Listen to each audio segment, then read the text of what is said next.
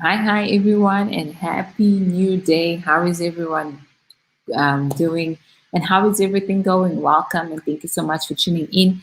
If this is the first time that we are meeting, I am Layla. I'm passionate about health awareness and helping home based business owners take their business to the online platform. And I thank you so much for tuning in. I hope that every time you come here, you get tons of motivation, inspiration, and tips for you to go out, grow yourself, and grow your business as well. Make sure that you take your people with you as well. That you guys take yourself to the next level, and also to remember that this journey needs to have some really great support system with you. If it's not the first time that we are meeting, I'm so grateful that you've decided to tune in and join in today as well. Thank you so much for being here, and thank you so much for being a great person that has decided to be here. Let me know where you're coming from. Drop me a hi. Feel free to tune in and let's connect. Drop any questions, and I'm so excited for being here. So today we're going to be talking about 5 ways that you can actually increase your engagement. And if you guys have seen, we've had really less posts and things like that because there's many things that are on the background being worked at. And this is one of the things that we have to learn to do, which is delegate. So I really want to touch on how can we engage more, because engagement is key, and engagement is part. I mean, the one thing we always have to remember is that this is still social media. So let's bring social into social media. So that's how engagement is so important. Is because most of the social media platforms, they still want people to interact with you, and to interact with your content. And those are the things that they actually measure. If what we're putting out does really make sense, and people are really gaining any nuggets out of it. So really being able to think about engagement and making it a priority, it's really, really important. So how can you increase more engagement, or how can you engage more with your prospects and with your tribe? So the first thing to think about is that you have to drop the enthusiasm, the hype. And if you are in network marketing, you will see that this is one of the ways that people actually teach you how to do it. Is that you go out and you start telling people how much money you can get, how much more you can do, how better you can do. There's like a lot of hype. And one of the hypes that I've seen in the different companies is that we always say that, remember, you don't have to sell. You actually only have to refer a friend, which is totally not completely true, and it's actually the incorrect mindset if you are becoming an entrepreneur. You always have to sell your idea, but the idea is, how do you actually sell it in a way that it's not salesy, but in a way that really interacts and puts other people into, or really gets this engagement going on. So we really want to know that, and those are a few of the things that we need to do when we start doing this business online or even business outside. That you have to remember that engagement is key, and some of the ways to get engagement we are going to be talking next. So point number 2 is that if you want to engage more with your prospects, with your tribe, you really want to focus on them.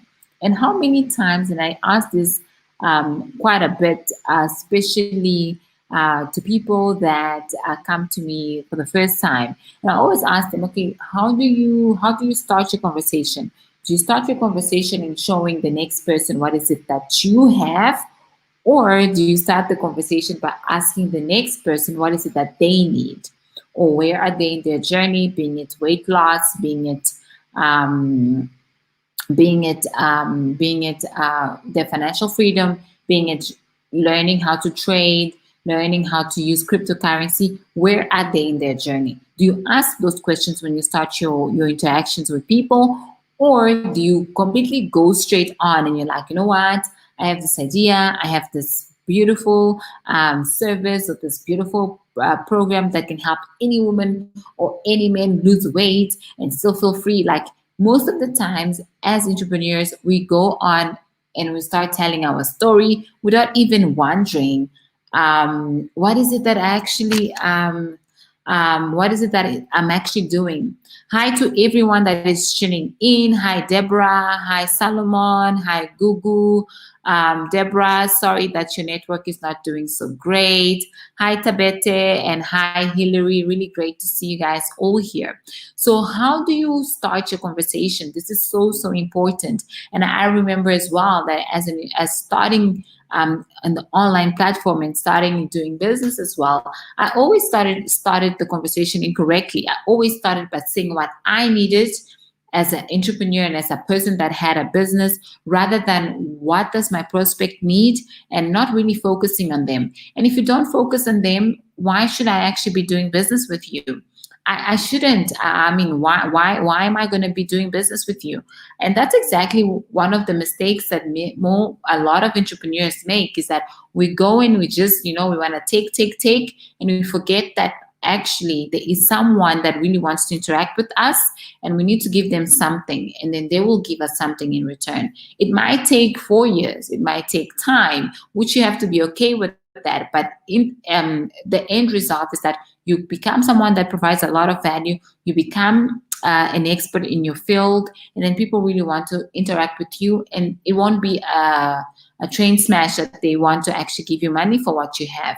Number 3 is that you really want to engage your prospects with questions about different things.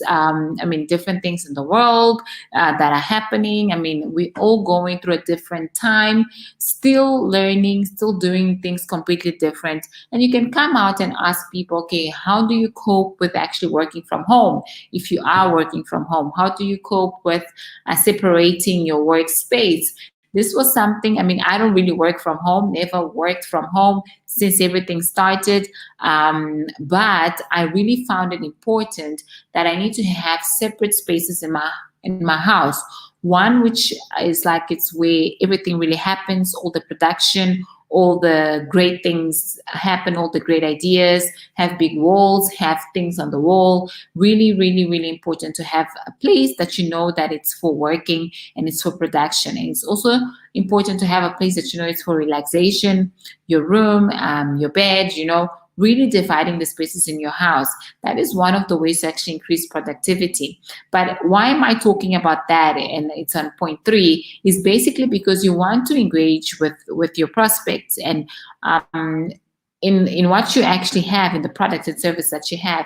There's probably things that you could ask them about, and you can have some of their questions could actually serve as value nuggets that you could produce content on, and that could be in video or a blog post. But you really want to understand what's going on in their minds and what do they really need help with. So really engage by asking questions and focusing on them rather than focusing on what you have.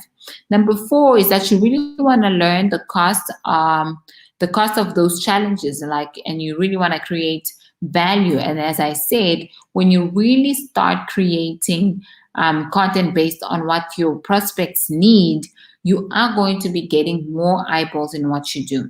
Remember that on the internet, our pages and our Facebook, our Instagrams, our profiles, those are our windows, the windows of our shop. If the window is great, people will come and do business with you. If it is not so great, I don't really see what's happening. It's been a really quiet store. I really don't know if I really want to go in or not. So that's how you have to think about when people come to your file, to your profiles, and they come through your pages. Do they feel like they're a little bit better when they come out? Or do they feel like you were just selling them, not really giving them anything in return? So that's how, and that should be the mindset and some of the ideas that we should be having when it comes to connecting with people on the internet. We tend to forget that there is other people behind the screen or on the other screens, being it on a laptop or being it on a phone or on a tablet. But there is people, and you really want to connect with them. It's not just about saying, you know what, my product is great and everyone needs it. It's really trying to teach them and educate people why should they actually be using a product rather than not using a product. So really making a statement on how great your product is not enough, but you have to make the statement that this product is so great that you can't afford not to have it in your house, not have it in your life. So that's exactly what it is. And the way to do that is by really finding what are the challenges and how you can help them solve those challenges. Tip number 5 is that you have to be willing to walk, because it is going to be a journey. It's not going to be completely fine, completely better or perfect from the first time you try. You are going to learn about yourself. You are going to be learning about your business. Recently, I listened to a podcast that said the number one mistake most entrepreneurs have is that they don't understand that where their business is right now, it's not actually where it's going to be in the next week. You have to be okay with understanding that there is space for growth, right? You have to be okay with understanding that the idea that you have right now, it's actually quite small for what you can actually do. And as an entrepreneur, I know that personally, sometimes I struggle with that. I have this idea, things are going great, but sometimes I just get that butterfly feeling and I'm like, oh my word, this is too big. Can I really do it? How am I going to cope with everything else? So be okay with walking the walk. It will take time. And for you to build confidence, for you to build trust in other people, it does take time. But it's really, really worthwhile. The things that start coming into your life, the collaborations that start coming, you won't even believe that it's true, because it will feel like for the longest time you're putting so much work in it, but then you didn't see so much result out of it. But really keep going and really persevere, because the walk is great. And understand that for your prospects and for your tribe to really understand you and to really want to connect with you, it will take a bit of time for them to get accustomed with you and for them to really get to know you. So the one thing you have to have in mind is that you are going to be providing amazing value, and you want to provide that value from a place of what are the challenges, what are the pains, how can I actually help them get a little bit better from where they are today. So thank you so much for tuning in. I hope these 5 tips really helped you to engage more and to have a little bit of more ideas of how you can actually do this with your prospects and with your tribe. Thank you so much for tuning in, and I'll see you guys again on Sunday. Bye.